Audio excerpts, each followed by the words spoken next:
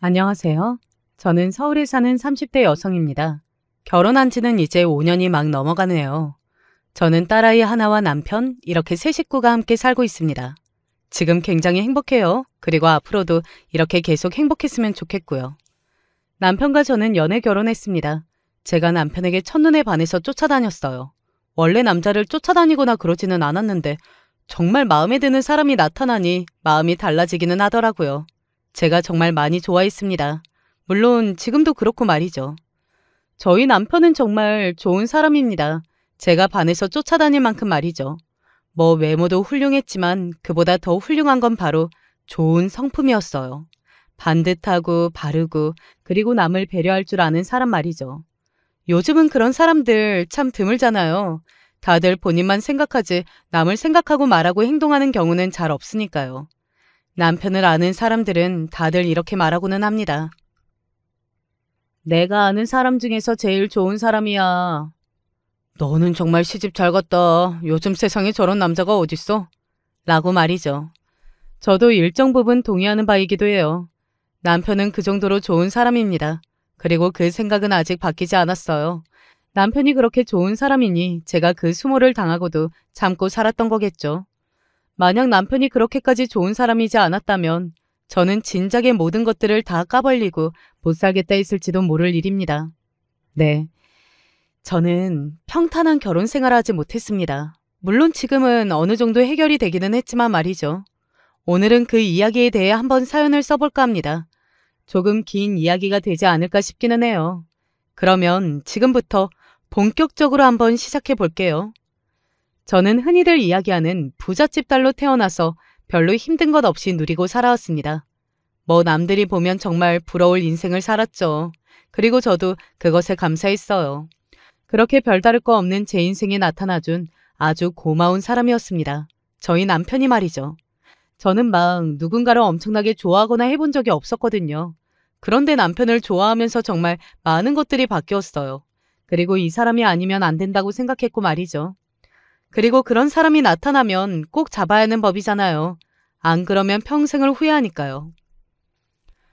남편은 처음에는 저를 받아줬다가 나중에 저희 집이 부잣집이라는 것을 알고 나서는 저를 굉장히 부담스러워했습니다. 자기 집안과 차이가 크게 난다면서 말이죠.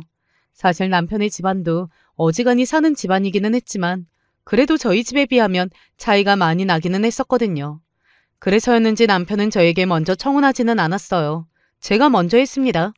나중에 듣게 된 이야기인데 남편은 제가 결혼을 생각하고 있을 거라고는 정말 상상도 못했었다고 하더군요. 연애를 해도 결혼은 비슷한 집안의 사람과 할 거라고 막연히 그렇게 생각했다면서 말이죠. 제가 청혼했을 때 남편이 정말로 놀랐던 게 기억이 나네요. 나랑 정말로 결혼을 하겠다고? 그러면 결혼하자는 말로 장난칠 사람처럼 보여? 하며 살짝 화를 냈던 게 기억이 나네요. 아무튼 그렇게 남편과 저는 결혼을 했습니다. 뭐 결혼하는 과정은 남편의 걱정에 비해서 순탄했어요. 남편은 저희 집안에서 완전히 크게 반대할 거라고 생각했거든요. 하지만 저희 부모님은 남편을 환영했습니다. 나는 얘가 평생 혼자 살 줄 알았네. 정말로 절대 저 입에서 결혼이라는 말이 안 나올 줄 알았는데 너무 다행이지 뭔가. 제가 결혼을 안 할 줄 알았는데 남편같이 멀쩡해 보이는 사람과 결혼을 한다고 하니 부모님 입장에서는 반대할 이유가 없으셨던 거죠. 그리고 시댁에서도 저를 마음에 들어 하셨어요. 뭐 솔직히 저희 집안 사정을 다 아시는데 반대할 이유는 없으셨을 겁니다. 다만 시어머니가 한 가지 걱정하시는 게 있기는 해요. 너무 잘난 집 사이가 되는 거라 그거 하나 걱정이 되기는 해도 뭐 네가 그런 집으로 장가를 가는 거니 감수해야지 뭐 라는 말씀을 하시는 걸 언젠가 들은 적이 있었거든요. 남편은 위로 형이 둘이 있었습니다. 그리고 형들도 잘난 축에 속하는 사람들이었어요. 좋은 대학을 나와서 좋은 직장을 가졌고 또 결혼도 잘한 사람들 있잖아요. 딱 그런 사람들이었거든요. 그리고 남편의 형수들이자 저의 형님들 되시는 분들도 굉장히 다들 좋은 대학을 나와서 좋은 직장을 다니는 사람들이었습니다. 둘 다 연봉도 엄청났고요. 이 이야기를 저는 결혼 전부터 들었어요. 바로 그들의 입에서 말이죠. 우리가 돈을 다 잘 벌거든. 그래서 동서가 기가 죽지는 않으려나 걱정이 되네. 왜 그런 사람들 있잖아요. 도저히 자기 자랑을 하지 않고서는 못 베기는 사람들 말이에요. 형님들이 딱 그랬어요. 자신들에게 좋은 일이 생기거나 하면 동네방네 떠드는 타입들이었습니다. 뭐 그게 나쁘다고는 생각하지 않았어요. 본인들이 노력해서 좋은 대학을 갔고 좋은 직장을 다니는 거니까 자랑할 만하다고 생각했습니다. 당시에는 말이죠. 형수님들이 다들 너무 대단하셔서 기가 죽어. 나는 그만큼 좋은 대학을 나오지도 좋은 직장을 가진 것도 아니라서. 당신이 훨씬 더 잘 살잖아. 그건 내가 이룬 게 아니라 우리 부모님이 이루신 거잖아. 그렇게 본인들이 공부해서 노력해서 잘 된 사람들 앞에서 내가 노력해서 이룬 것도 아닌 걸로 잘난 체 하는 거 너무 부끄러워. 저는 그래서 형님들에게 저희 집안 이야기를 하지 못했습니다. 남편에게도 처음에 그래서 하지 말아달라고 이야기한 거였어요. 그리고 한 가지 더 큰 이유가 있었습니다.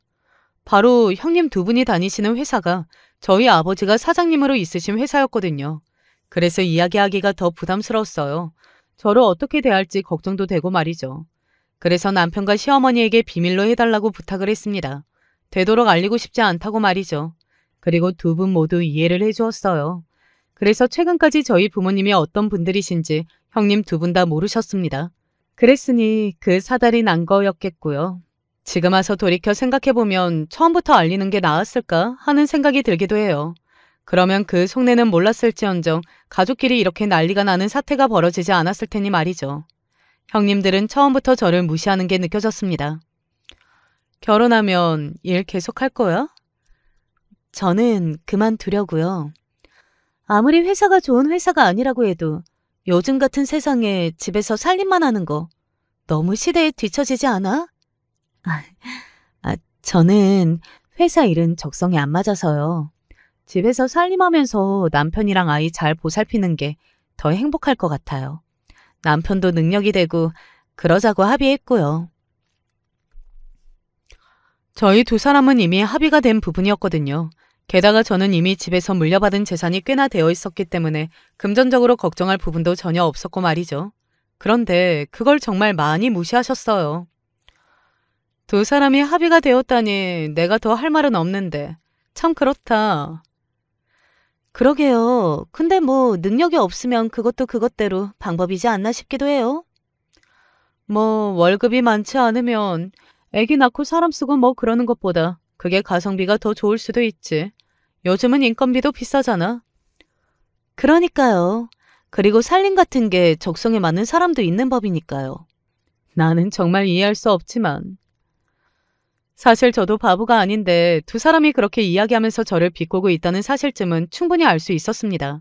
그런데도 제가 아무 말도 하지 않고 그냥 넘긴 건 제가 여유가 있었다는 사실과 그리고 실제로 어느 정도는 그들의 말이 맞다고 생각했었기 때문이었어요. 저는 어린 시절부터 하고 싶은 일이 없고 열정적으로 살지 않았기 때문에 늘 그런 사람들을 동경해 왔었거든요. 그래서 그때까지만 하더라도 자기 일을 열심히 하는 형님들이 멋있어 보였던 것도 같습니다. 하지만 그렇게 생각하는 것도 그리 오래가지는 않았습니다. 왜 사람이 정말 멋있어야 그 사람이 하는 일도 멋있어 보이는 법이잖아요. 그런데 형님들은 정말 멋이 없는 사람들이었거든요. 못됐고 남을 무시하고 말이죠. 어머님 생신은 막내 동서가 할 거지? 뭐 하는 일도 없는데 당연히 동서가 해야 하는 거 아닐까요? 그러니까 그런 거라도 잘해야지. 사람이 자고로 쓸모가 있어 하는 법이야. 그니까 살림이라도 정말 잘해봐. 그런 의미에서 어머님 생신상도 한번 기깔나게 차려보고. 알겠지? 모든 말에 그런 식으로 기본적으로 무시가 깔려 있었어요. 그리고 저는 처음부터 그것에 기분이 나빴지만 점점 뭐랄까 세뇌가 되어갔습니다. 나 요리학원이라도 조금 다녀볼까 봐. 왜? 지금도 잘하는데? 집에서 하는 거라고는 요리밖에 없는데 그거라도 더 잘해야지. 왜 말을 그렇게 해? 요리밖에라니. 그게 얼마나 대단한 건데. 아니야. 남들 다 하는 건데. 그런 식으로 점점 자존감이 낮아져 갔어요. 남편은 옆에서 제 길을 살려주기 위해 부단히도 노력했지만 한번 낮아진 자존감은 쉽사리 회복이 되지 않았습니다. 게다가 저희 시댁은 모임이 참 많았거든요. 그래서 형님들 볼 일이 많았고요. 그런데 안 그래도 세뇌당해서 한껏 자존감이 낮아진 상태에서 형님들을 만나면 정말 제가 세상에서 제일 쓸모없는 사람이 된 것만 같은 기분이 들었어요. 오늘은 뭐 했어? 산책하고 책도 읽고 그러면서 보냈어요. 세상 속편해서 좋겠다. 그렇게 아무 생각 없이 머릿속에 꽃받치면 본인은 편해도 남들은 답답해. 아마 도련님도 말을 안 하셔서 그렇지. 엄청나게 답답해 하실걸. 사람이 공부해서 어느 정도 수준을 맞춰야 하는 거야. 두 사람은 대화 주제가 뭐야? 그냥 요즘 재밌게 읽은 책, 잘 본 영화 같은 이야기 많이 하는데요. 그게 다 도련님이 동서 수준 맞춰주려고 그러는 거잖아. 도련님은 배운 사람이라 관심사도 다양하고 하고 싶은 이야기도 많을 텐데. 정말로 동서 경각심을 가지고 공부를 좀 하고 그래. 원래 집에서 대화가 안 통하면 사람이 밖으로 돌다가 바람도 나고 그러는 법이야. 뭐 도련님이 그러실 것 같지는 않지만 그래도 조심해서 나쁠 건 없잖아. 그때는 정말 심각하게 생각하고 받아들였었는데 지금 와서 돌이켜보니 거의 악담이나 다름없는 것 같네요. 아니 어떻게 결혼한 지 얼마 되지도 않은 신혼부부한테 손이 동서라는 사람들이 그런 말을 할 수가 있었을까요? 결혼하면 정말 행복해질 줄 알았거든요.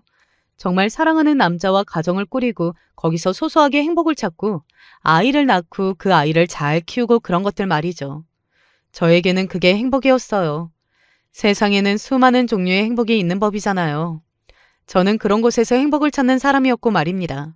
하지만 형님들을 자주 만나면 만날수록 제 행복은 멀어져만 갔습니다. 정말로 뭔가를 잘해야 할 것만 같고 지금 공부를 하지 않으면 언젠가 남편에게 버림을 받을 것 같고 그런 기분이 들었거든요. 그런 생각이 드니 예민해졌고 원래 절대 있지 않았던 남편과의 소소한 다툼들도 생겼어요. 예를 들면 이런 것들이었습니다. 당신, 요새 내가 무슨 말만 하면 왜 그렇게 싸우려고 들어? 내가 언제? 내가 무슨 말만 하면 당신은 그렇게 생각하지 않는다고 반박하잖아. 토론을 하는 거지. 나는 당신과 토론을 하고 싶은 게 아니야. 대화를 나누고 싶은 거지. 재밌고 즐거운 이야기 하면서. 남편은 회사에서 하루 종일 시달리다 와서 저와 소소한 이야기를 나누는 게 힐링인 사람이었는데 갑자기 제가 어디서 뉴스 이야기를 하고 이러는 게 싫을만도 했습니다. 하지만 당시에 저는 그게 맞는 건 줄 알았고요. 그러던 중에 조금 나아지게 된 계기가 있었어요. 그건 바로 제가 임신을 했기 때문이었습니다. 병원에서 제가 자궁벽이 약해서 안정을 취해야 한다고 권고를 한 이후로 저는 친정에서 지냈거든요. 일단 부모님이 너무 걱정을 하기도 하셨고 남편이나 시댁에서도 다 그렇게 하라고 했고 말이죠. 아니 뭐 다들 갖는 아기 왜 그렇게 유난을 떠는지 모르겠네. 동선의 친정도 되게 유난스럽다. 누군 뭐 귀한 딸 아닌가? 두 사람이 그렇게 빈정거리기는 했지만 당시에 저는 아이를 지키고 싶다는 마음이 가장 강했었기 때문에 흘려들을 수 있었던 것 같아요. 그리고 저는 친정에 있으면서 생각이 많이 바뀌게 되었습니다. 아니 바뀌었다기보다는 원래대로 되돌아간 거죠. 사람이 누군가에게 정말로 진심으로 사랑받고 있다는 확신이 들면 안정을 찾게 되는 것 같아요. 임신했던 그 시기에 부모님에게도 넘치는 사랑을 받았고 남편도 정말 살뜰히 저를 보살펴줬거든요. 그래서 제가 소중한 사람이구나 하는 것을 많이 깨닫게 되었던 것 같아요. 그리고 아이를 낳고 다시 형님들을 만났을 때는 제가 조금 바뀌어 있었습니다. 형님들은 그런 제가 당연히 마음에 들지 않았고 말이죠. 영어 유치원은 언제 보낼 거야? 그런데 영아가 영어 유치원 갈 실력은 될까요? 원래 첫째는 엄마 머리 담는다고들 하잖아요. 근데 동서가 아무래도. 하긴 그렇기는 해. 못 가면 못 가는 대로 잘 키우면 되는 거죠. 큰일 날 소리 하네. 애가 밥만 준다고 커? 공부를 제대로 시켜야지. 게다가 요즘같이 이렇게 경쟁이 치열한 시대에. 저도 여유 있고 남편도 잘 벌고 그냥 하고 싶은 거 시키면서 그렇게 사는 것도 나쁘지 않은 것 같아서요. 내내 치열하게 사는 것보다. 이게 못 배운 사람들의 문제점이야. 자기들이 그렇게 살아서 그런지 교육에 대한 중요성을 하나도 모른다니까? 그러면 안 돼, 동서. 예전 같으면 그 말을 듣고 그런가 보다, 내가 잘못 생각하고 있나 보다 했을 텐데 그때는 그 말을 들으니 기분이 나쁘더라고요. 그런데 제가 어떻게 아이를 키우던 형님들이 그렇게까지 간섭할 일은 아니시지 않아요? 아마 제가 처음으로 했던 반박이었을 겁니다. 형님들한테 말이죠. 아니나 다를까 형님들이 놀라서는 눈을 크게 뜨고 저를 바라보더군요. 제가 그런 식으로 나올 줄은 몰랐어서 그런지 상당히 놀란 듯 보였습니다. 그래서 우리 말이 틀렸다는 거야? 아니, 제 말은 그 누구도 정답이 아니라는 거죠. 그냥 각자의 생각에 맞게 사는 거지. 잘못을 저지르고 사는 것만 아니라면. 나중에 애한테 원망 들을 텐데 그러면 그때 가서 후회하거나 하면 될 일이고요. 와, 정말 말이 안 통한다. 그렇게 살면 안 돼. 그렇게 살면 되고 안 되는 게 세상에 어디 있겠어요? 잘못을 저지르는 것만 아니면 말이죠. 그런데 그 전에는 그런 생각을 못 했던 것 같아요. 아이를 낳으면 세상을 조금 더 넓게 보게 된다는 말이 있잖아요. 당시에 제가 그래서 그런 생각을 할 수 있었던 것 같습니다. 그냥 저는 제 방식대로 살게요. 그러니까 제 인생이나 저희 집 일에 그만 간섭하셨으면 좋겠어요. 그렇게 딱 잘라 이야기했습니다.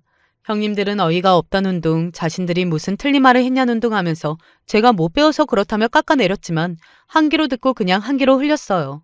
그리고 제 그런 태도는 형님들을 제대로 자극했습니다.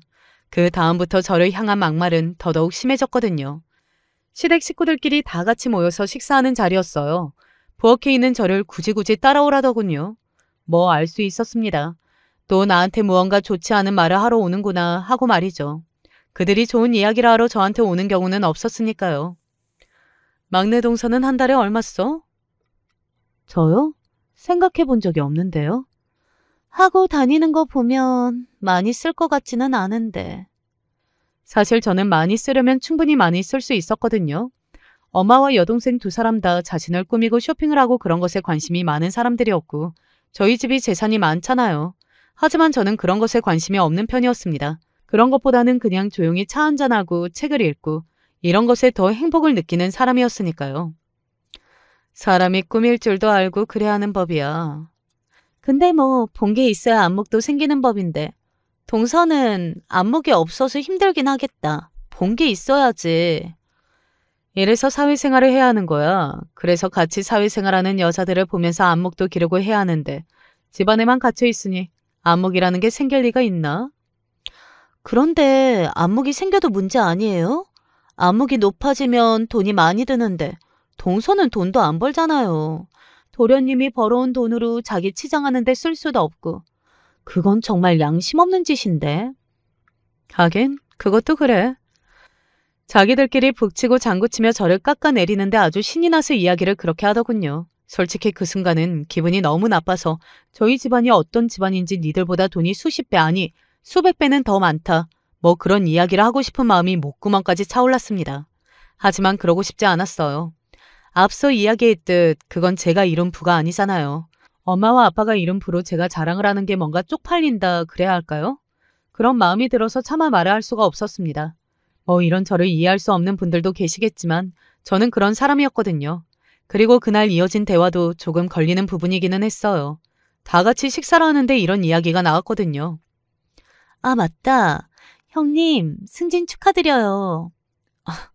고마워. 어머님, 아버님, 저 승진해요. 그래, 회사에서 그렇게 인정을 받으면서 일하는 게 쉬운 일이 아닌데 우리 며느리 대단하구나. 대단해. 저희 회사가 여자 직원들은 승진을 잘 안 시켜주는데 형님은 정말로 일을 잘하셔서 특별히 된 거거든요. 이번에 연봉도 꽤 오르실걸요? 제가 승진하고 첫 월급 받으면 크게 한번 쏘겠습니다. 그거 참 이야기만 들어도 기분이 좋구나. 그런 화기애애한 대화를 듣는데 사실 형님들이 다니는 그 회사 사장님이 우리 아버지인데요. 이런 이야기를 하면서 초를 치는 일을 하기란 쉽지 않았습니다. 그리고 가족들끼리 사이가 어색하고 불편해질 것도 걱정이 되었고요. 언젠가 시어머니가 이런 말을 하신 적이 있기도 했거든요. 네 말을 듣기를 잘한 것 같다. 동서들끼리 한쪽이 너무 잘 사는 걸 넘어 자기들이 다니는 회사 사장님 집안이라는 걸 알게 되면 아무래도 위화감이 있지 않겠니? 눈치도 보게 될 거고 가족들끼리 눈치 보는 건 정말 생각하고 싶지 않구나. 그런 말입니다. 이미 시어머니에게 그런 말을 들은 상태였기 때문에 더더욱 이야기하기가 쉽지 않았어요. 그래서 아마 남편이 터뜨리지 않았다면 저는 평생 이야기하지 않았을지도 모릅니다. 뭐 숨겨도 언젠가 밝혀지기는 했을 테지만 말이죠. 저희 아버지가 어떤 분이시라는 걸 형님 두 사람이 알게 된 날은 얼마 전이었습니다. 그날은 시댁 쪽 친척 한 분의 결혼식이 있는 날이었어요. 꽤 가까운 친척분이라 다들 모였거든요. 그리고 저는 그날 옷차림에 신경을 많이 썼습니다. 친정에서 이런 일이 있었거든요. 너는 좀 제대로 좀 입고 들고 다녀. 왜? 나는 좋아. 너 옷차림으로 사람들이 우리 집도 판단하니까 그렇지. 그런 사람들이 이상한 거지. 언니, 그런 언니의 의견에 동의하지만 아직은 우리나라가 그런 걸 신경을 쓰는 나라인 건 맞으니까 엄마 아빠 체면을 위해서라도 그런 자리는 좀 꾸미고 다녀. 그렇게 말하는데 어떻게 이겨먹을 수 있겠어요. 그래서 그날 엄마와 여동생 이렇게 셋이서 쇼핑하러 갔었거든요. 뭐 저는 그날 다시 한번 쇼핑이 저와 맞지 않는다는 것을 깨달았지만 어쨌든 엄마와 여동생은 좋아했습니다. 그렇게 엄마와 여동생이 골라준 옷과 가방을 들고 그 결혼식장을 간 거였어요. 그런데 그게 비싼 옷과 가방이기는 했던 모양인지 형님 두 사람이 제 차림새에서 눈을 떼지 못했습니다. 결국은 중간에 한번 참지 못하고 물어봤었어요. 그거 정품이야? 짝퉁 아니고? 옷이랑 가방이요? 네, 백화점에 가서 샀는데요. 그렇게 큰 돈을 덥석 쓴다고? 도련님이 뭐라고 안 해? 뭐라고 할 게 뭐가 있어요. 제 돈 쓴 건데. 제 말에 정적이 흘렀습니다. 그리고 그 식장에서는 더 이상 저에게 다른 말을 하지는 않았어요. 계속 기분 나쁜 시선을 보내며 둘이서 쑥덕거리는 게 보이기는 했지만 따로 저에게 말을 하지는 않았습니다. 아마 어르신들도 많고 자리도 자리이니만큼 참은 거겠죠. 그리고 나서 시댁으로 왔는데 그때 터졌어요. 동서 돈으로 그렇게 비싼 옷이랑 가방을 산 게 말이 돼? 제 돈 맞는데요. 물어보세요. 남편 돈 쓴 거 아니에요. 아니, 맞다 치더라도 그 정도 산 거면 동서 처녀 시절에 모아둔 돈 한 방에 거의 다 쓴 정도야 할 텐데 그 정도로 무모하다고? 다 안 썼는데? 다 안 쓰기는 뭘 안 써. 내가 그 옷이랑 가방이 얼마짜린 줄 아는데. 동서, 그 전에 다녔던 직장 월급도 대충 알고. 자존심 한번 세우자고 너무 무리한 거 아니야? 이렇게 멍청하다고? 자기들 둘이 제가 돈을 다 썼니 안 썼니 무모하니 안 하니 하면서 연병을 떨더라고요. 저는 그런 두 사람을 한심한 얼굴로 바라봤습니다. 한꺼풀 벗겨지고 나니 그런 모습이 정말 유치하고 한심하다는 생각이 들더라고요. 저희 집이 재산이 좀 많아서 제가 물려받은 돈이 좀 있어요. 그래서 결국 거기까지는 이야기하자 싶은 마음에 이야기했습니다. 순간 형님 두 사람은 놀란 얼굴을 하기는 하더라고요. 하지만 이내 눈을 세모나게 뜨고는 말을 이어갔습니다. 부모 돈으로 유세 떠는 거 조금 모양 빠지지 않아? 저는 유세를 떤 적 없는데요. 그냥 받은 돈으로 샀다고 했지. 그게 유세 떠는 거야. 그리고 있으면 얼마나 있다고? 그러니까 꼭 어정쩡하게 있는 사람들이 유세 떨고 그러더라. 원래 진짜 부자들은 조용한 건데 말이지. 여태 조용했잖아요, 저는. 시끄럽게 티내고 다닌 적이 한 번도 없어서 결혼 5년이 넘어가도록 저희 친정이 부자였다는 사실도 몰랐으면서 말이죠. 그 앞뒤가 하나도 안 맞는 말을 한심한 얼굴하고 가만히 바라봤습니다. 동서가 여태 그렇게 속 편한 소리를 했던 이유가 있기는 했네. 그러게, 뭘 믿고 저렇게 천하태평한 건가 했더니 친정에서 돈을 좀 물려받았나 보네? 그런데 그 돈 얼마나 되는지는 모르겠지만 그렇게 펑펑 써대다가는 금방 없어져. 금방 없어질 돈도 아니었지만 제가 언제 펑펑 써댔다고 그런 말을 듣고 있어야 하는 건지 정말 영문을 모르겠더라고요. 저는 그간 돈을 안 써서 공상이라는 말까지 그 두 사람에게 들었었는데 말이죠. 근데 그렇게 있는 집이라면서 왜 그렇게 자식 교육에는 힘을 안 쓰셨대? 그러게나 말이에요. 요즘 한가락한다는 집들은 자식 교육에 엄청나게 쏟아붓던데. 동선에는 그 정도는 아닌가 봐. 아니면 약간 졸부 쪽인가?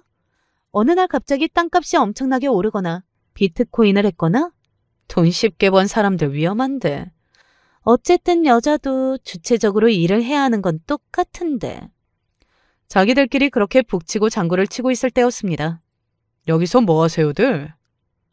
굉장히 낮은 목소리에 무서운 표정을 한 남편이 나타났어요. 저는 남편이 그런 얼굴을 한 건 난생 처음 봤거든요. 원래 항상 웃는 낯을 하는 사람인데 말이죠. 어머, 도련님. 언제부터... 형님 두 분 다 굉장히 놀랐는지 말을 더듬더듬 하더군요. 저도 놀랐거든요. 언제부터 들었는지가 중요합니까? 형수님 두 분이 저희 집사람에게 무슨 말을 했는지가 중요한 거죠? 아니, 그게 아니고 그런 말을 아무렇지 않게 하고 또 저희 아내는 아무렇지 않게 듣고 있는 것을 보니 매번 이러시나 보네요. 사람 하나 앞에 두고 갈구고 무시하고. 아니, 갈구다니요. 그게 아니라 이게 갈구는 게 아니면 뭡니까? 남편이 갑자기 버럭 소리를 질렀습니다. 형님 두 분과 제가 너무 놀라서 어깨를 흠칫하고 떨었어요. 그리고 분명 그 소리는 다른 가족들도 다 들었을 만큼 큰 소리였습니다. 남편은 정말로 많이 화가 난 듯 보였어요. 사람을 앞에다 두고 수준 타령하면서 교육을 받았느니 못 받았느니 떠드시는 게 그러면 맞는 말이라는 겁니까? 정당하시다는 거예요? 남편이 다 들었던 겁니다. 저는 그 순간에도 남편이 다 들었다는 그 사실에 굉장히 마음이 아팠던 것 같아요. 생각해보세요. 남편도 얼마나 자존심이 상했겠어요. 자신의 부인이 어디 가서 그런 소리를 듣고 있는 게 말이죠. 지금 와서 생각해보면 남편을 위해서라도 처음부터 형님 두 사람에게 제대로 대응했었어야 했는데 하는 후회만 남을 뿐입니다. 아니, 그 부분은 저희가 말실수를 한 게 맞기는 한데. 동서, 뭐라고 좀 이야기를 해봐. 본인들 둘이 감당이 안 되겠다 싶었던 건지 저에게 읍소를 하더라고요. 저는 그 상황이 너무 우스웠던 것 같아요. 아니, 어떻게 저한테 남편을 말리라는 말을 할 수가 있느냐고요. 본인들이 그간 저에게 해왔던 말과 행동들은 생각하지 않고 말이죠. 제가 뭘 말려요? 그간 오늘 하신 말씀보다 더 심한 말들을 해오셨으면서. 제가 그렇게 이야기하자 형님 두 사람은 더더욱 당황했습니다. 제가 거기서 그렇게 나올 거라는 것은 생각하지 못했던 사람들처럼 말이죠. 뭐라고요? 더 심한 말씀을 하셨었다고요? 여기서 어떻게 더 심한 말을... 그리고 남편은 더 심한 말을 제가 그간 들었었다는 말에 더더욱 충격을 받았습니다. 밖에서 일하는 것만이 최고의 가치가 아닌데 왜 그런 이유로 사람이 사람을 무시하는 거죠? 형수님들은 뭐 얼마나 대단하다고. 남편의 눈에 핏발이 서는 게 보였어요. 아니, 우리는 막내 동서가 너무 집에서 집안일만 하는 게 안 돼서 그 안 됨을 누가 정하고 판단하는데요. 그리고 그때 저희 네 사람이 있는 곳으로 다른 식구들이 모여들었어요. 다들 무슨 일이 있는지 놀란 얼굴을 하고서는 말이죠. 우리가 잘못했어요. 그러니까 도련님, 그만하세요. 이렇게 그냥 넘어가시게요? 그런 말을 들은 사람이 여기 버젓이 있는데. 막내 동서, 우리가 말이 심했어. 미안해. 그래, 미안해. 그렇게 사과를 하기는 했지만 왜 그런 거 있잖아요. 진심이 단 하나도 느껴지지 않는 그런 사과요. 그 두 사람의 사과가 딱 그랬습니다. 상황이 이렇게 되어서 억지로 하는 사과. 그 이상도 이하도 아니었어요. 저는 직감적으로 알 수 있었습니다. 이대로 끝내면 같은 일이 또다시 반복될 것이라는 것을 말이죠. 그리고 남편도 그걸 느꼈던 듯 했어요. 그간 사람을 그렇게 무시하고 막말을 해온 걸 그렇게 말 한마디로 퉁치시려고요? 그러면 뭐 우리가 뭘 어떻게 해야 할까? 석고대죄라도 해? 그리고 큰형님은 급기야 짜증이 나는 건지 오히려 본인이 화를 내더군요. 아마 그 순간 남편의 이성이 끊어진 것일 겁니다. 그러니 제가 몇 번이고 신신당부하며 절대 하지 말라고 했던 이야기를 꺼낸 거겠죠. 바로 저희 아버지 이야기 말입니다. 아니, 이 사람 아버지가 어떤 분인지 알고 그러시는 거예요? 부자라는 이야기는 방금 들었어요. 돈 많은 게 뭐 그리 대단한 일이라고. 어떤 분인지 소리까지 하세요? 형님 두 분이 띠껍게 그렇게 이야기하더군요. 남편이 코웃음을 쳤습니다. 형수님 두 분이 다니는 회사. 남편이 그 이야기를 꺼내는 순간 제가 두 눈을 질끈 감았어요. 그리고 그 다음 말에 형님 두 사람의 모든 말과 동작이 멈췄습니다. 두 분이 다니시는 회사 사장님이세요. 저희 장인 어른이. 꽤 긴 정적이 흘렀어요. 형님 두 사람은 방금 자신들이 들은 이야기가 무슨 소리인지 제대로 와닿지 않는 듯 했습니다. 왜 그런 거 있잖아요. 너무 충격적인 이야기를 들으면 방금 내가 들은 이야기가 무슨 이야기인지 약간 사고의 회로가 멈추는 그런 거요. 그 두 사람의 상태가 딱 그랬던 것 같아요. 아니, 그게 무슨... 그리고 겨우 꺼낸 말이 그 말이었어요. 두 분이 다니는 회사 대표님이 저희 장인 어르신이라고요. 이 사람이 그 회사 대표님 딸이라고요. 이 말이 어려우세요? 그게 정말이라고요? 제 성이 특이했거든요. 그래서 두 사람은 그 생각을 하다가 동시에 헉하는 표정을 짓고 저를 바라봤습니다. 저는 이제 다 알게 되었구나 하는 얼굴로 가만히 있었고 말이죠. 그리고 시어머니가 결정타를 날리셨어요. 뭐 언젠가 다 알게 될 일이긴 했으니 라고 말이죠.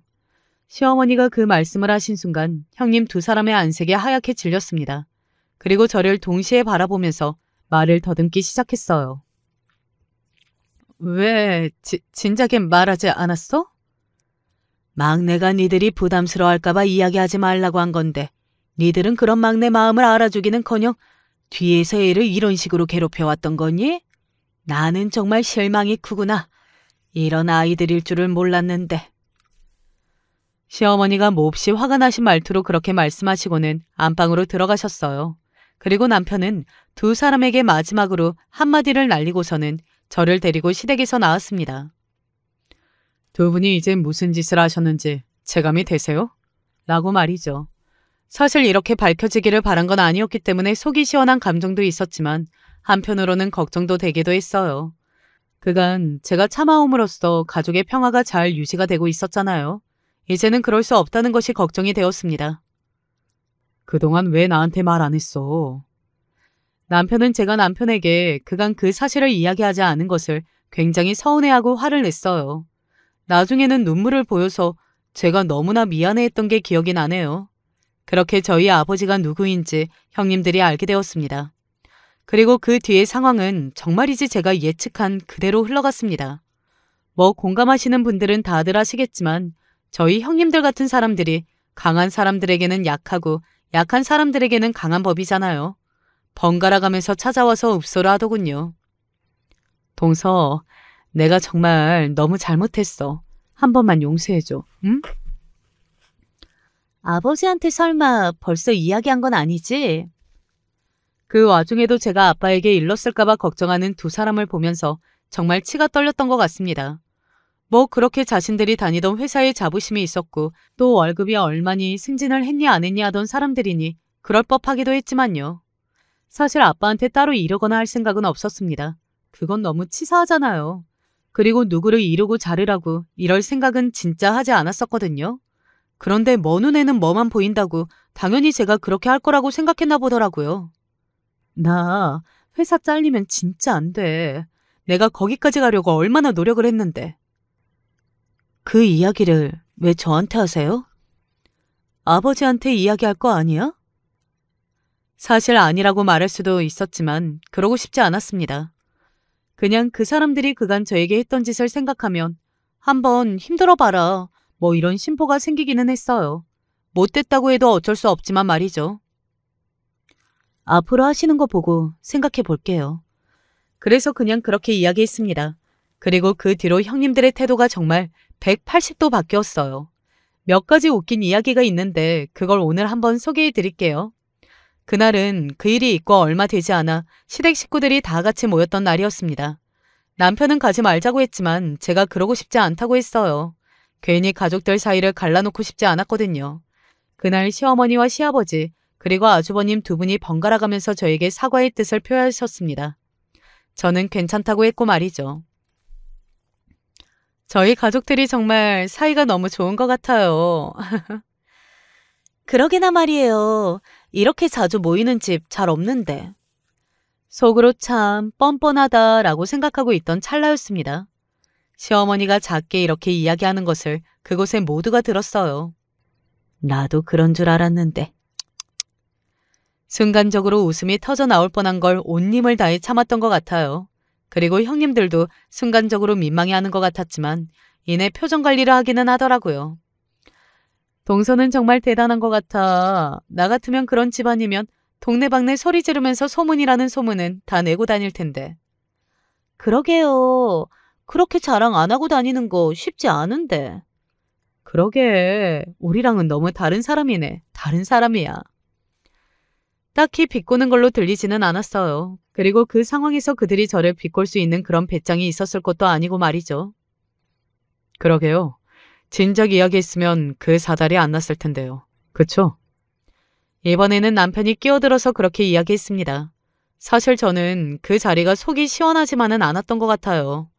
제 눈치를 극도로 심하게 보고 있는 두 형님과 전후 사정을 다 알고 그 상황을 지켜봐야 하는 가족들이 편하게 느껴지지는 않았으니 말입니다. 뭐 어쩔 수 없는 상황이기는 했지만요. 그리고 한 번은 이런 이야기도 들었던 적이 있어요. 전에는 몰랐는데 알고 봐서 그런지는 몰라도 막내 동서가 은근히 태가 난단 말이지. 내가 그래서 더 질투했던 것 같아. 그러니까요. 그런 건 타고나는 건가 싶고요. 솔직히 손과 발이 다 오그라들 만큼 그들의 말을 듣고 있기가 힘들었습니다. 왜 대신 부끄러운 감정 아시나요? 저한테 그렇게 아부라하는 그들의 모습에서 딱 그런 감정을 느꼈던 것 같아요. 저에게 막말을 하던 때와는 다른 걸로 힘들더라고요. 뭐 그래도 더는 그 전과 같은 일로 감정을 상하거나 힘든 일이 없는 걸로 생각했습니다. 하지만 제 생각이 짧았죠. 아, 진짜 더러워서 못 해먹겠어요. 언제까지 이 연병을 해야 하는 거예요? 어느 날 제가 작은 형님과 큰 형님의 대화를 엿듣게 되었거든요. 어쩌겠어. 우리 회사 대표 딸이라는데. 저 진짜 죽을 때까지 저 꼴을 봐야 한다고 생각하니까 미칠 것 같아요. 보셨어요? 우리가 칭찬하니까 우리를 약간 깔보는 것 같은 그런 눈빛인 거? 우리가 가짠겠지. 속으로 엄청나게 비웃고 있을걸.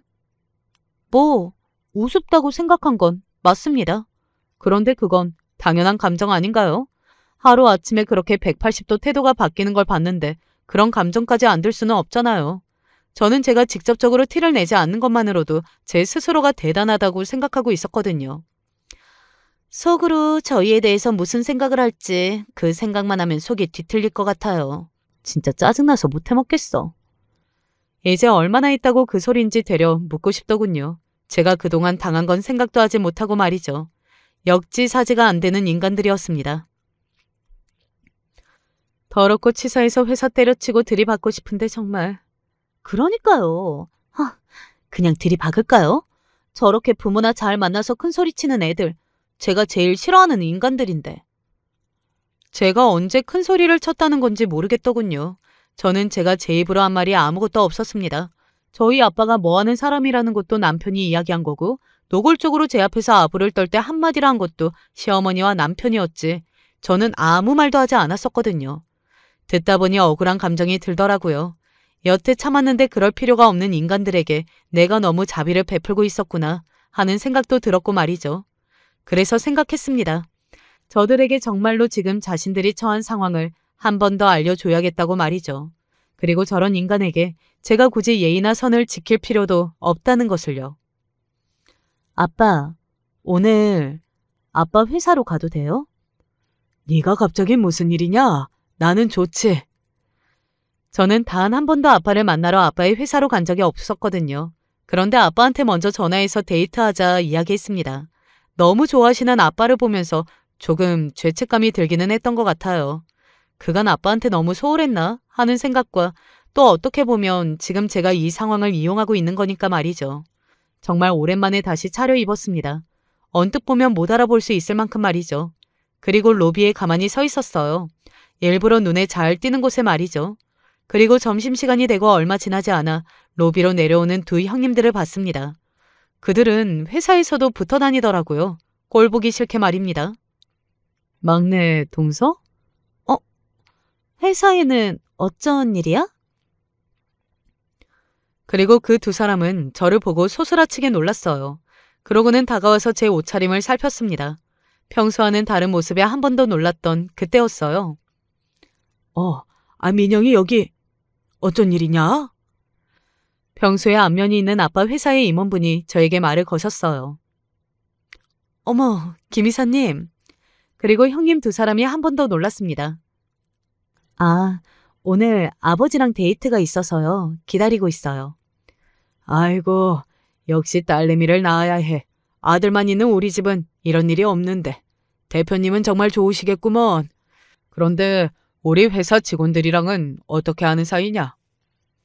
김 이사님이 제 앞에 있는 형님들을 가리키며 물었습니다.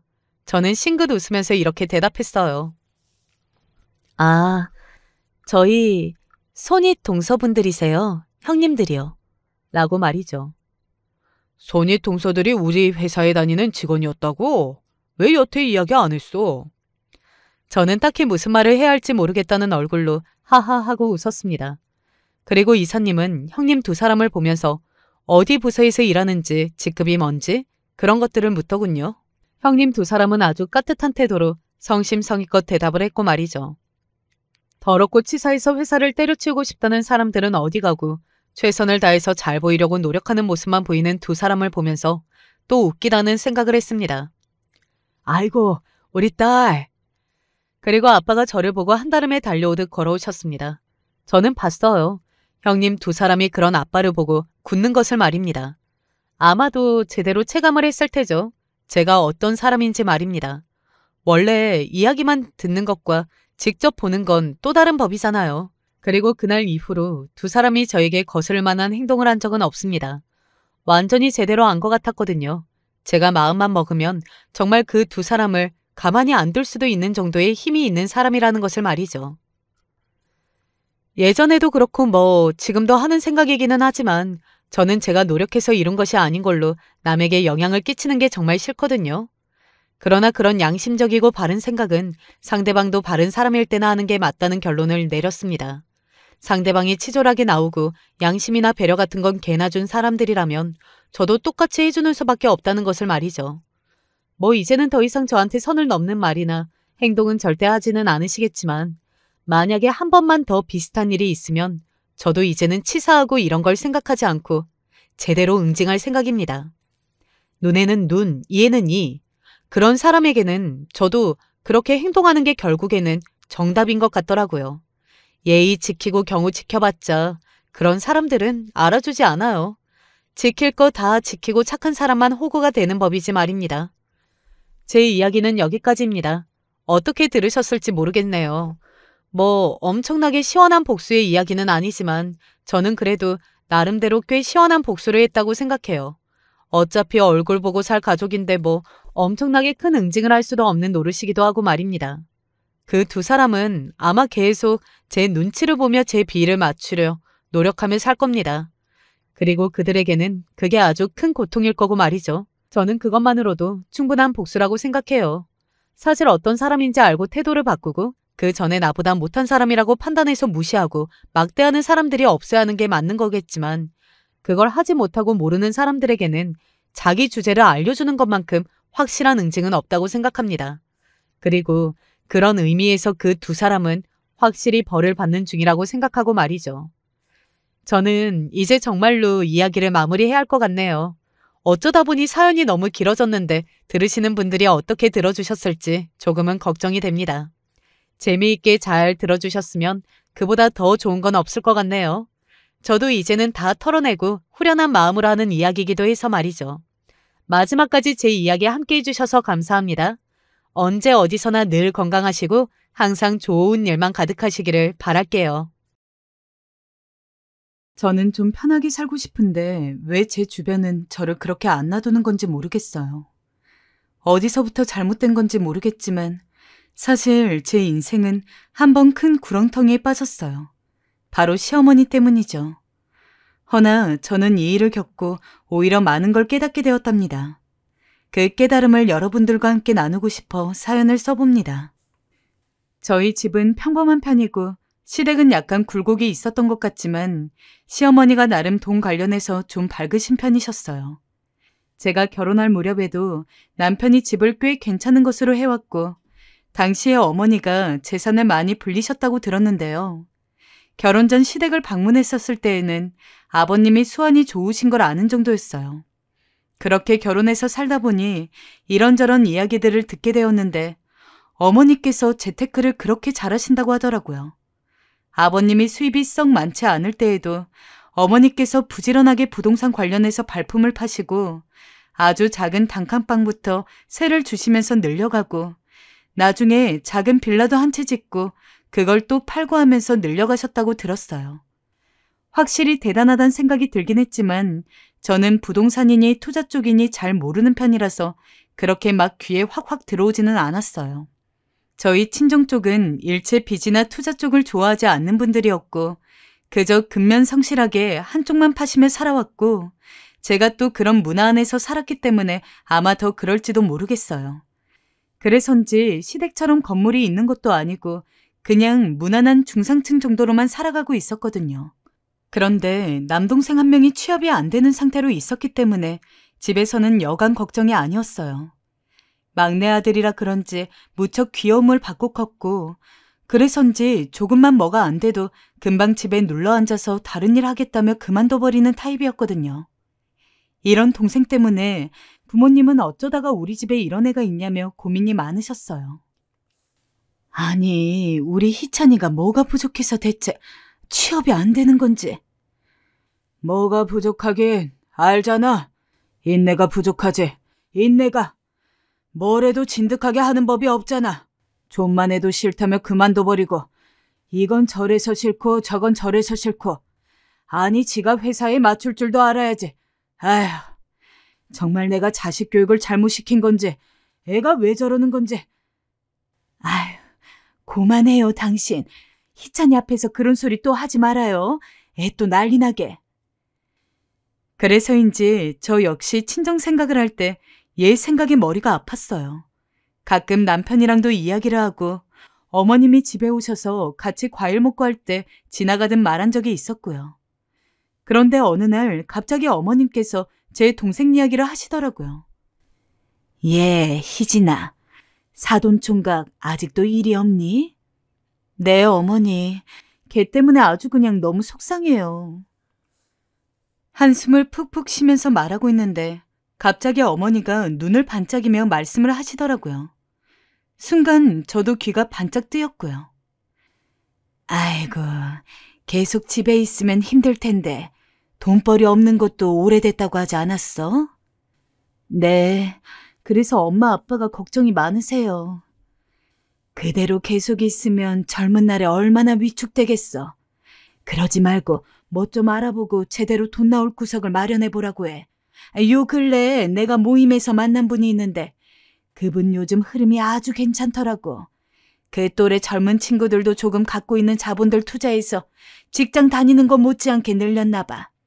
사돈 총각도 혹시 모아놓은 돈 있으면 그런 식으로 해서 한쪽으로는 투자하고 한쪽으로는 자기 살 길 열심히 알아보라고 해. 요즘 같은 때에 직장도 중요하지만 하나만 너무 붙잡고 있어도 답이 없어. 네, 듣고 보니 그렇긴 하네요. 알겠어요. 잘 전해볼게요.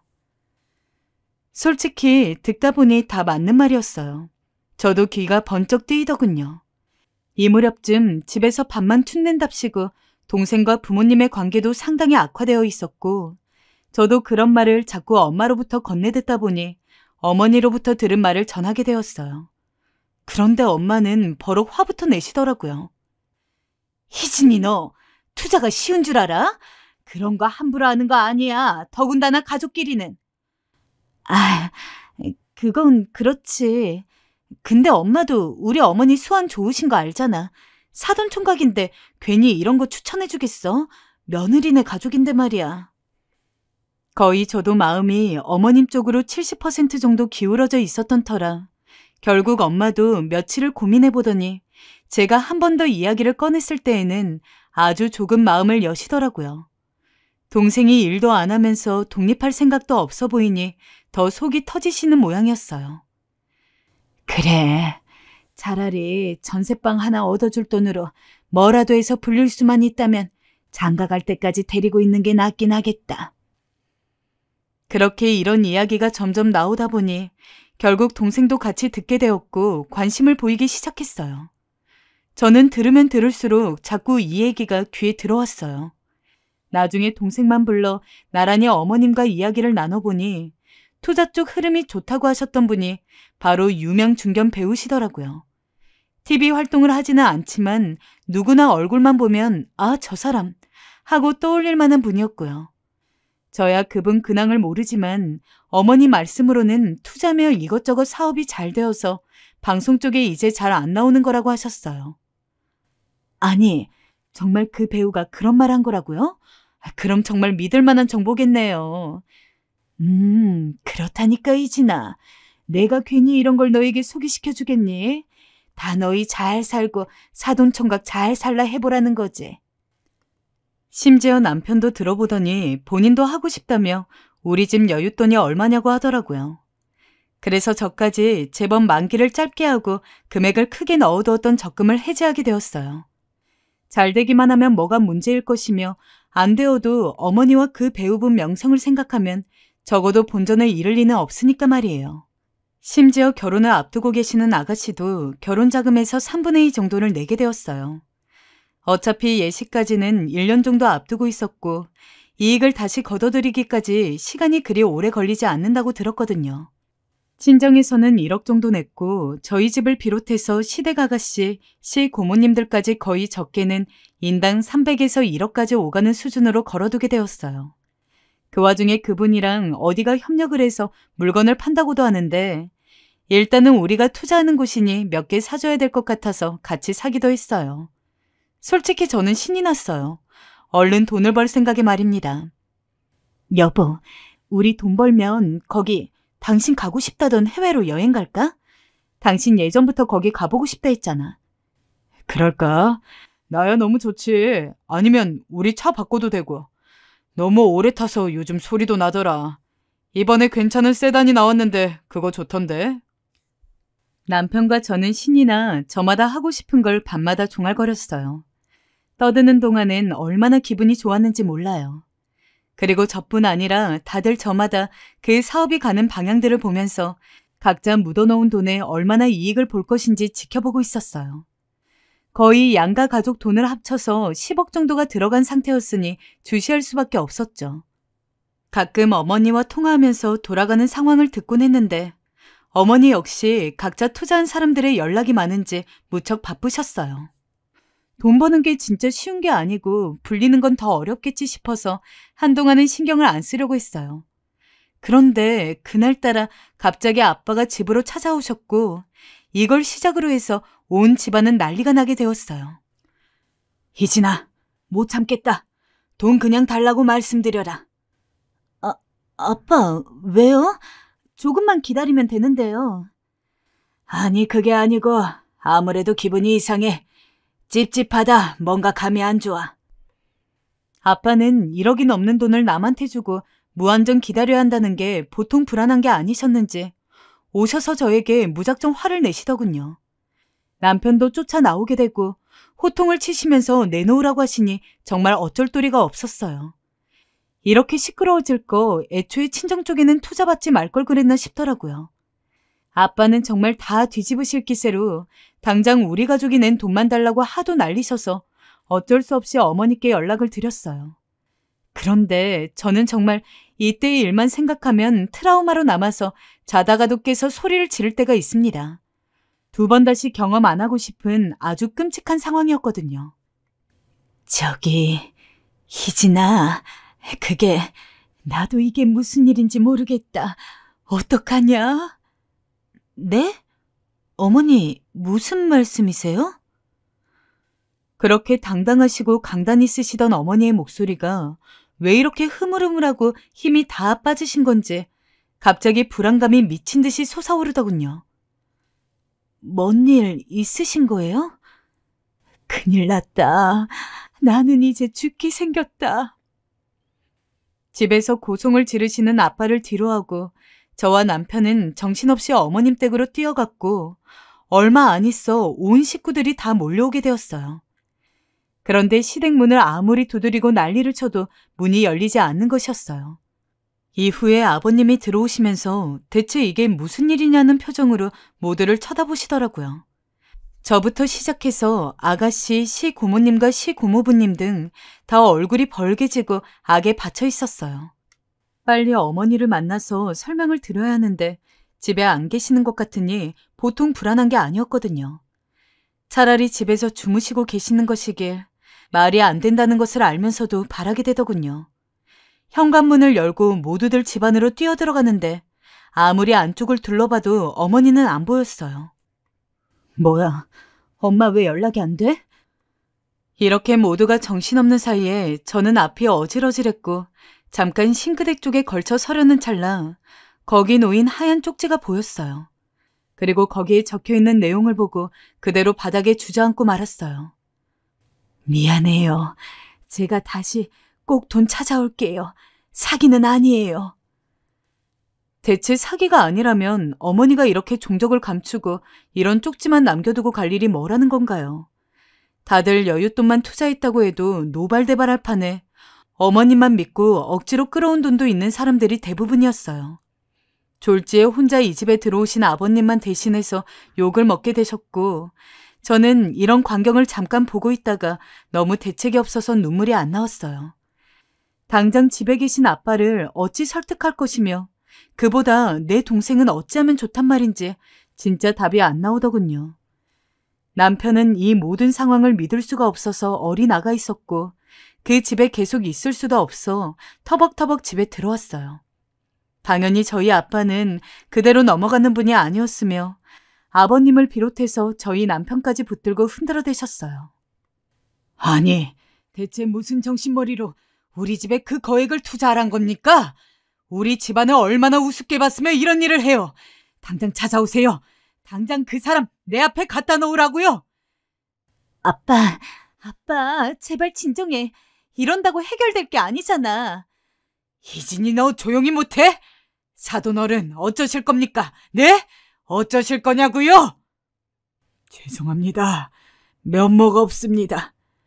아니, 아까부터 그 말만 반복하시면 어쩌자는 거예요? 뭔 대책을 내놓으셔야 할 거 아닙니까? 그러다 아빠는 여기서 머물지 않고 저까지 불러 호되게 야단을 치며 말했어요. 그 지방과는 도저히 연을 맺을 수 없다. 이혼을 하든 해라.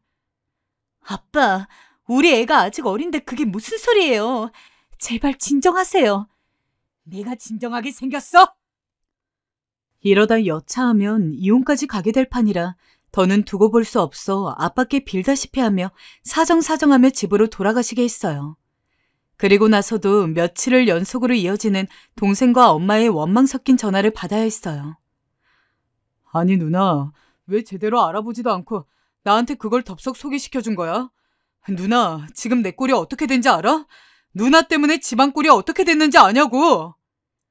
미안해. 그래, 내가 다 죄인이야. 나를 원망해. 정말 누날 믿었던 내가 잘못이지. 끊어! 저는 이러다 친정과 인연이라도 끊기는 게 아닌가 싶었습니다. 후회가 되더군요. 그때 그 중견 배우의 유명세에 대해서는 알아보려고 했으면서 확실한 투자처인지는 치밀하게 알아보지 않았을까요? 그 와중에 저희가 당한 사기가 무려 다단계 사기라는 말까지 나오고 있으니 정신을 온전히 유지할 수 없었어요. 곡소리 나는 건 저희 집뿐만이 아니었고 아버님과 시고모님 댁 부부는 말도 못할 큰 싸움이 나서 밤새 경찰차가 오고 난리도 아니었다고 합니다. 어찌 보면 가장 코앞에 큰일이 난 건 아가씨였어요. 본인 혼수로 모아두었던 몇 천을 거의 다 투자했으니 결혼할 때 빈몸으로 가게 될 상황이 되어버렸고요. 그 집에서는 사돈일 저희 시어머니가 이런 일을 내고 사라져버렸으니 어찌어찌 결혼을 한다고 해도 혼주석은 비게 될 테고 시댁 가족들은 축하하며 결혼식에 참석할 분위기도 아니었어요. 어찌 보면 딸의 이렇게 큰 경사를 앞두고 한 일이라 어머님도 정말 모른 채 눈뜨고 코베인 꼴이 아니셨겠나 생각이 들기도 했어요. 그러나 저는 그 당시에 어머니라도 원망하지 않으면 밤새 속이 아파서 잠을 못 잘 정도였어요. 매일같이 친정 식구는 저한테 비난의 전화를 해대고 남편한테도 욕을 해대니 견딜 수가 없었거든요. 남편은 그 사이에 연락 안 되고 잠적해버린 자기 엄마가 어디서 밥이나 먹고 있는지 안쓰럽다고 했다가 저한테 불벼락을 맞을 뻔했고요.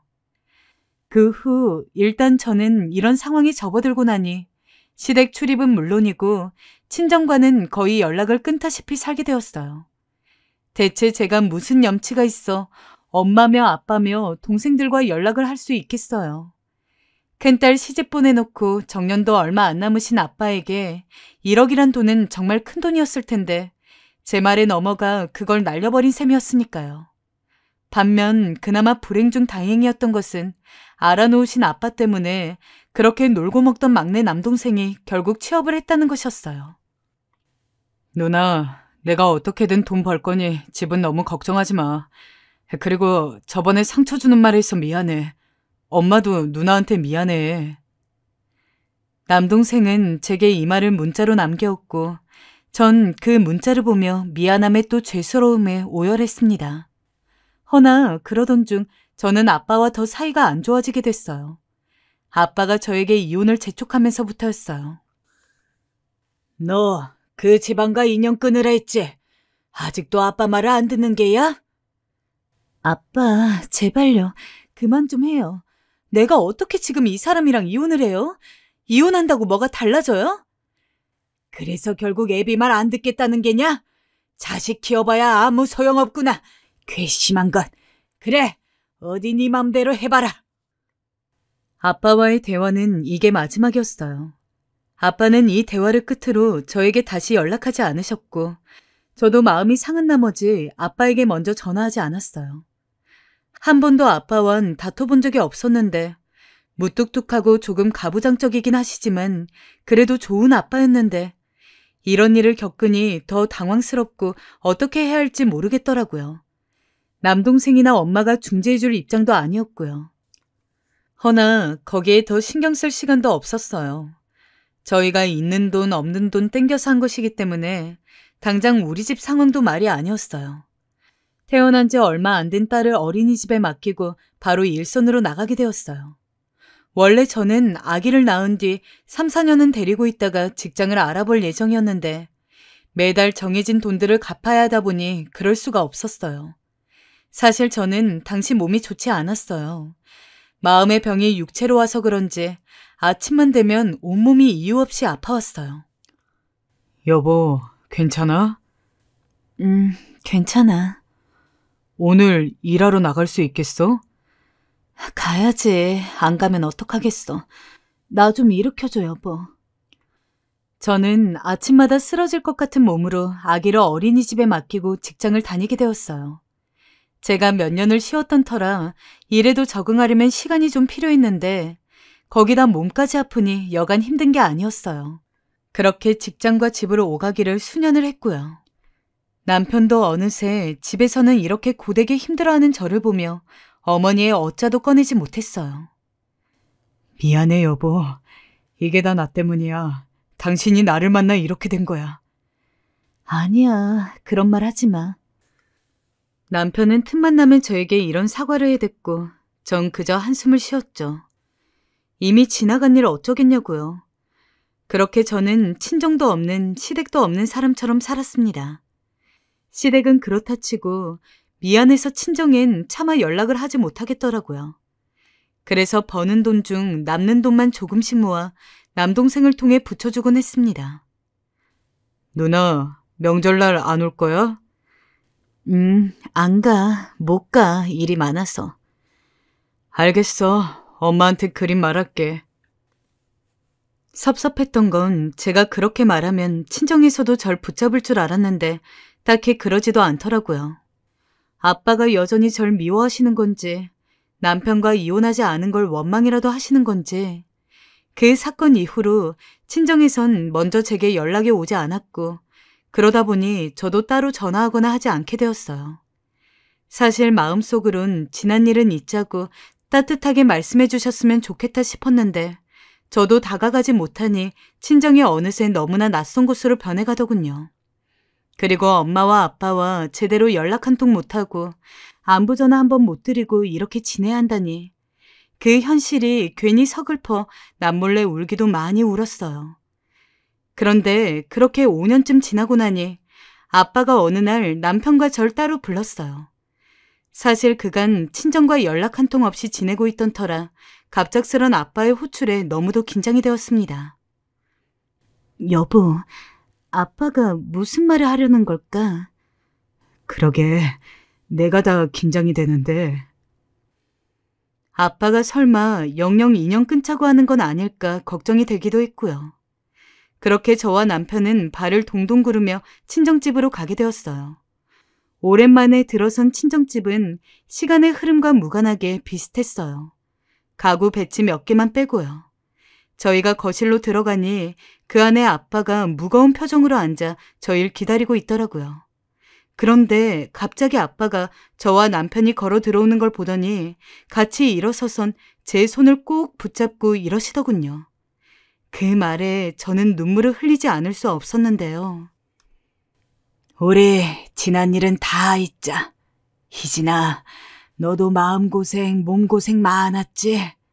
아빠가 너 부르지 않은 거 너무 섭섭하게 생각하지 말아라. 아빠, 너 사는 거 멀리서 다 지켜보고 있었어. 아빠.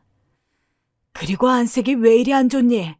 늘 네 몸은 네가 잘 챙겨야 한다. 알겠지? 이거 아빠가 지어온 한약이니 몸보신해라. 자네 것도 지어왔으니 함께 먹게. 내가 그간 많이 미안했네. 아빠는 저희가 모르는 사이 어디서 약까지 지어오셨더라고요. 남편과 제가 허덕이며 일하는 거 어떻게 아신 건지 그 한약을 보는데 저도 모르게 눈물이 방울방울 떨어졌어요. 아빠에게 소중한 돈이었을 텐데 외려 내 건강을 걱정하고 계시는 아빠를 보니 괜스레 더 미안해지고 마음이 더 아파왔어요. 아빤 이뿐 아니라 남편에게도 그간 시아버지에게 했던 말들을 진심으로 사과하셨어요. 돈 앞에서 내가 너무 많은 무례를 범한 것 같네. 마음 넓은 자네가 날 이해해주게. 사돈 어른께는 내가 따로 찾아뵙고 직접 사과드리겠네. 아닙니다, 장인어른. 다 이해합니다. 그간 심력 끼쳐드려 죄송합니다. 그리고 그 후 전 아빠와 좀 더 얘기를 나누면서 아빠가 왜 지금에야 저희를 부른 건지 알게 되었어요. 사실 아빠가 처음 이 일을 당했을 땐 아빠도 너무 정신이 없고 힘들었다고 해요. 그런데 어느 날 딸 얼굴은 봐야겠다 싶어 저를 보러 갔다가 제가 너무도 힘들게 일을 하고 들어오는 모습을 발견했대요. 그 얼굴을 보고 나니 자기가 한 행동이 많이 후회스럽기도 하고 제게 너무했던 것 같아 사과를 하려 했다요. 근데 자식에게 사과를 해본 적이 없어서 그런지 그 말이 쉽게 입에서 떨어지지 않았답니다. 그래서 시간이 점점 늦어졌고 그러다 보니 말을 꺼내는 게 더 어려워졌다고 해요. 미안하다, 희진아. 너도 속으로 아빠 원망도 하고 많이 미워도 했을 텐데 미안하다. 아빠가 옛날 사람이라. 전 그만 그 말을 듣자마자 아빠를 와락 껴안고 엉엉 어린아이처럼 울었어요. 괜찮다고 아빠가 사과해줬으니 그걸로 됐다고 하면서 한없이 울고 또 울었답니다. 제 눈물에 엄마도 남동생도 눈물이 그렁해져선 몇 번 손등으로 훔치더니 이내 저희 가족은 서로를 껴안고 울게 되었어요. 서로 미안하단 말을 반복하면서요. 그렇게 남편도 저도 바짝 긴장이 되었던 자리는 다행히 훈훈하게 마무리가 되었어요. 그동안은 꿈이었으면 얼른 깨고 싶은 현실을 살면서 실제로 정말 몇 번이나 어머니를 꿈에서 만났는지 그때마다 붙들고 당장 내 동생 돈 돌려달라고 소리를 질러댔어요. 붙잡으면 사라지고 붙잡으면 사라지는 그런 꿈을 숱하게 꿨고 그런 날은 유독 남편이 보기 싫어지더군요. 그러면서 살아왔는데 친정과 다시 관계를 회복하고 나니 어머님 꿈을 좀 덜 꾸게 되더라고요. 쌓아왔던 미움이 시간 앞에 좀 사라진 것 같기도 했고요. 어느덧 그렇게 고생하며 키워온 아이가 초등학생이 되었고 10년의 세월이 흘러버렸어요. 그러던 와중 갑자기 어머님이 걱정이 되기도 했습니다.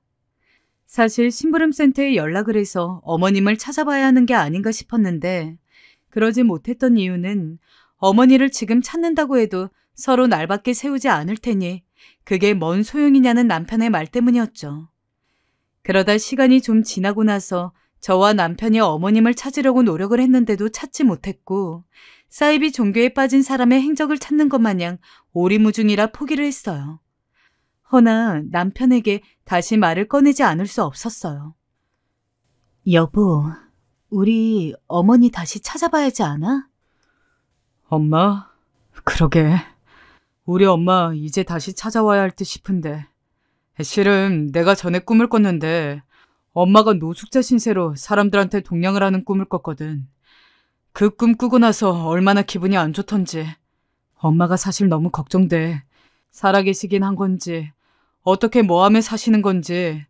우리 엄마 강한 사람이니까 꿋꿋이 잘 살아있을 거라고 믿긴 하지만 그래도. 남편은 더 말을 잇지 못하고 조용히 고개를 파묻었어요. 알고 보니 남편은 혼자 그런 꿈을 꾸고 저한테 말도 못하고 끙끙 앓았다 하더라고요. 그 말을 듣는데 제 마음이 다 찡했습니다. 저는 남편의 손을 붙잡으며 지금이라도 어머니를 찾아보자고 얘기했어요. 아버님께도 이 말을 전했죠. 아버님은 처음에 찾아서 뭐하나 하고 고개를 절레절레 졌더니 저희가 계속 설득하자 이내 고개를 끄덕이며 꼭 찾아줘 하시더라고요. 아버님도 어머님을 계속 그리워하시고 있던 게 틀림없었죠. 저는 당장 용안 심부름센터에 갔고 어머니를 찾아달라 부탁하게 되었어요. 그리고 어머니 소식이 들려오길 기다리게 되었습니다. 그런데 그렇게 멍하게 시간을 보내고 있는 우리에게 새벽에 꽹과리가 요란하게 울리는 마냥 황당한 소식이 들려왔어요. 오빠, 언니, 엄마가 집에 왔대요. 어머님이요? 어머님께서 제 발로 갑자기 돌아왔다는 소식에 너무도 놀랐어요. 그것도 금수강산도 바뀐다는 10년이 다 되어서 말입니다. 솔직히 이제 와서 돈을 다시 받아낸다는 것은 있을 수도 없는 일이고 내가 어머니를 만나서 뭘 해야 하는지 판단도 잘 안 섰어요. 하지만 얼굴은 뵈야 했기에 조심스레 시댁으로 들어갔죠. 그렇게 해서 집에 들어갔는데 시댁 역시 정말 오랜만에 오는 거라서 많이 낯설었어요. 문을 낑 열고 들어가는데 제가 오랜만에 와서 생소한 건지 갑자기 이렇게 된 건지 모를 정도로 분위기가 이상하더군요. 그러던 차에 안방에서 어머니가 휙 나오시는 게 아니겠어요? 왔니 얘들아? 10년 만에 본 아들 며느리에게 어머닌 조금 차분한 얼굴로 말씀하셨어요. 그 표정이 조금은 태연하기도 했어요. 사기당하고 어디 가서 기억을 잃으셨나 싶을 정도로요. 그런데 어머님은 한참을 저와 남편을 보시더니 줄 게 있다고 하시더군요. 그리곤 현금 뭉텅이들을 바닥에 툭툭 묵직하게 쌓으시는데 이게 뭐하는 광경인지 이해가 안 가더군요. 이내 그 정적을 남편이 깨버렸어요. 엄마, 대체 뭐하는 거야? 어딜 갔었어? 목이 쉬도록 소리를 질러대는 남편에게 어머님은 고개를 조용히 가로저었어요. 그러면서 옆에 있는 현금 뭉텅이들을 거실 한가운데 허공에 내던지시는 게 아니겠어요? 묶음 종이를 찢어버리고 지폐를 위로 퍽퍽 날려대는데 머리가 이상해질 것 같았어요. 자, 내가 10년 동안 안 입고 안 쓰고 돈 모아서 가져온 돈이다. 다 가져가거라. 니들이 날 그리 원망했다면서 가져가라고. 그 순간 저는 현기증이 일어나면서 어쩜 이렇게 뻔뻔하신가 싶었어요. 잘못은 다 저질러 놓고 아들, 딸이 다들 욕했다는 것에 화나서 저렇게 억한 심정으로 돈 쪼가리 몇 푼 날리면서 허세를 부리시나 했거든요. 제 동생은 이후 조금 풀려서 어찌어찌 빚을 갚았다지만 제 친정과 거의 연을 끊다시피 비참하게 살았던 것을 생각하면 솔직히 분노가 아주 조금은 남아있었던 것 같아요. 그런데 어머님이 갑자기 저를 불렀어요. 희진이, 너 이리 와봐라. 대뜸 저를 부르시기에 놀라서 쳐다봤고 일단은 어머니 앞으로 다가갔어요. 그랬더니 뒤쪽에 있던 묵직한 스포츠백 같은 것을 내미시더군요. 이거 사돈댁에 갖다 드려. 이자는 원금 50% 챙겨 넣었으니까. 무슨 말인가 싶어 저는 가방을 받았고 일단은 열어보는 수밖에 없었어요. 근데 정말이지 돈다발이 수두룩 빽빽히 들어있더라고요. 제가 놀라 어머니를 쳐다보자 어머니는 그런 저를 물끄러미 보시더니 그대로 남편과 아가씨에게도 가방을 몇 개 넘기면서 시고모랑 친척들에게도 갖다 드리고 어쩌라고 하면서 똑같이 챙겨주시더군요. 다들 어안이 벙벙해서 움직이지를 못했어요. 저는 물어야 했어요. 도대체 어찌 된 일인지, 어떻게 이 돈을 다 들고 오신 건지. 어머님, 어떻게 된 거예요? 나 그 탤런트 계속 따라다녔어. 그래서 정말 독살 맞게 아짝같이 쫓아다니면서 우리 가족들 거 이자까지 딱딱 쳐서 내놓으라고 했어. 이날 이때까지 얼마나 고생을 했는지 몰라. 니네는 그런 고생 사서하래도 못할 거다. 사실 사정이 이랬는지는 저희도 연락이 안 되어서 알 길이 없었고 그 사람이 사기라는 말까지 만연하게 퍼져 있으니 선택지가 얼마 없었어요. 우리도 어머니를 원망하고 싶어서 원망한 것은 아니었고요. 허나 어머니는 한이 잔뜩 맺히셨는지 말씀하시다 목이 메어 결국 울음을 터뜨리시더군요. 나는 내가 한 일은 책임지는 사람이야.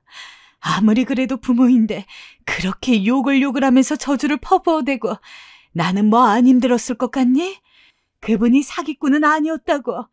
잠깐 흐름을 잘못 타서 다단계 사기니 뭐니 시비가 걸렸고 이후로 사업이 어려워져서 다시 일어나는데 시간이 엄청나게 걸린 거야. 나도 어떻게든 식구들 원금에 이자까지 쳐서 받겠다고 따라다니면서 얼마나 고생하고 일했는지 몰라. 어떻게든 이걸 갚으려고. 엄마, 어머님. 급기야는 어머님이 꺽꺽 소리를 내시면서 우시는데 듣다 보니 어머님이 너무 힘드셨겠다는 생각이 들어 가여워졌어요. 어머님은 다른 것보다 가족들에게 그리 피해를 끼치고 하다못해 며느리 때까지 망쳐버린 게 너무도 미안했다예요. 그래서 어떻게든 이악 물고 성공하는 수밖에 없다 생각하여 그간 잠적하고 일만 했다 합니다. 그러면서 어머님이 하신 말씀은 저희를 더 숙연하게 했어요. 사실 나 이 집 한번 찾아온 적이 있다. 일 벌어지고 얼마 안 돼서였어.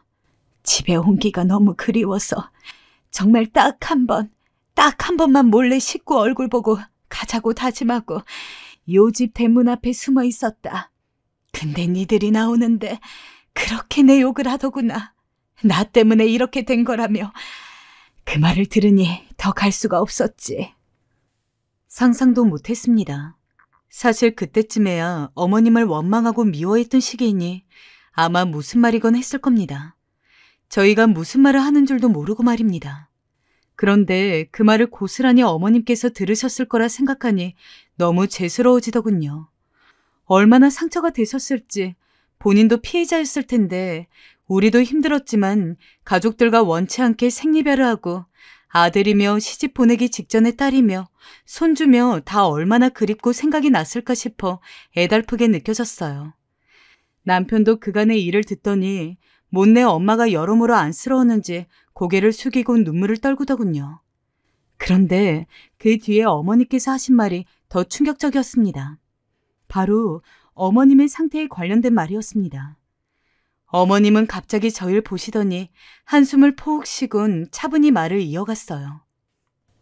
사실은 내가 시한부 선고를 받았다. 뭐라고요, 엄마? 네?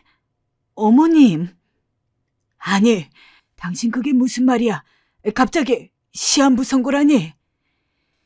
이 말을 먼저 했어야 하는데 돈이 먼저일 것 같아. 그게 순서라 돈을 먼저 건넨 거란다. 근데 여보, 나 암말기예요. 손 쓸 방법이 없어요. 사실 죽기 전 소원이 다른 것보다 그냥 이렇게 돈 건네주고 내가 피해 끼친 거 보상하면서 자식들한테 용서받고 며느리한테 용서받고 그러고 싶은 게 내 소원이었어. 여보, 그래서 말인데 염치 없지만 오늘로 나 소원 이루고 싶단다. 희진아, 얘들아, 여보, 나 용서해 줄 수 있겠니? 저는 그 말에 그만 오열을 하고 말았습니다. 바닥에 엎어져 부끄러운 줄 모르고 엉엉 울고 말았죠. 남편 역시 마찬가지였습니다. 남편은 믿지 못해 정말이냐며 계속 되물었습니다. 그리고선 말도 안 된다며 10년 만에 만난 엄마를 어떻게 이리 보내냐며 울부짖었어요. 허나 어머닌 이 모든 걸 예상하고 계시다는 듯 고개를 절레절레 저으셨고 그저 저일 따뜻한 눈으로 바라보실 뿐이더군요. 우리 엄마 그간 고생만 했을 텐데 조금이라도 일찍 어머님을 찾을 걸 그랬어. 남편도 저도 일주일간을 울며불며 힘들어했습니다. 조금이라도 일찍 찾을 걸 후회도 했지만 후회한다고 달라질 게 없었어요. 그리고 일주일 정도 시간이 흐른 후에야 저도 마음을 정리하게 되었고 앞으로 어떻게 해야 할지 남편과 상의를 하게 되었습니다. 여보, 우리 마지막으로 어머니가 좋아하는 거, 하고 싶은 거 마음껏 하게 해드리자. 그간 돈 갚으시느라고 10년간의 마음의 짐만 가득 얹고 사셨을 텐데 우리가 지금이라도 못다한 거, 하고픈 거 들어드리자. 그래, 그러자. 고마워, 희진아. 남편은 애써 눈물을 꾹 눌러 참았고 저도 그런 남편을 보며 마음을 다잡았어요. 그래서 일단은 시댁으로 넘어가 어머님께 이야기를 꺼내게 되었죠. 처음에는 어머니는 고개를 저으셨습니다. 아니다. 내가 말했잖니. 내 소원은 하나라고. 너희에게 용서받은 거 그거면 됐다. 그래도요, 어머니. 저희가 해드리고 싶어서 그래요. 어머니, 저희 딸 얼굴 제대로 못 보셨죠? 오늘 제 딸이 어머니 얼굴 보고 싶다는데 같이 가까운 곳에라도 놀러 가면 안 돼요? 역시나 손주 얘기가 나오자 굳건하던 어머님 눈빛이 조금 흔들리더라고요. 저는 그 눈빛을 알아채곤 곧바로 딸아이에게 연락했고 어머니와 딸아이를 만나게 해드렸어요. 아이고, 이렇게 컸어? 세상에. 어머니는 상태가 좋지 않으셔서 말씀하시는 것도 힘들어하셨지만 딸아이를 보자 금세 얼굴이 환해지셨어요. 어쩜 이리 컸냐며 용돈도 주시고 귀엽다고 볼을 만져주시고 하면서 놀아주었습니다. 딸아이는 할머니 얼굴을 좀 낯설어 하긴 했지만 제가 미리 얘기를 해서 그런지 그래도 곧 친해져 할머니하고 부르며 따랐고요. 그 후 저는 일부러 딸아이를 데리고 어머님 댁을 왕래하며 지냈습니다. 어머님은 귀찮게 뭐하러 딸을 데리고 왔냐고 절 꾸짖으시면서도 이미 잔뜩 밝은 눈빛으로 제 딸아이를 쳐다보고 계셨죠. 엄마, 나 할머니랑 노는 게 좋아.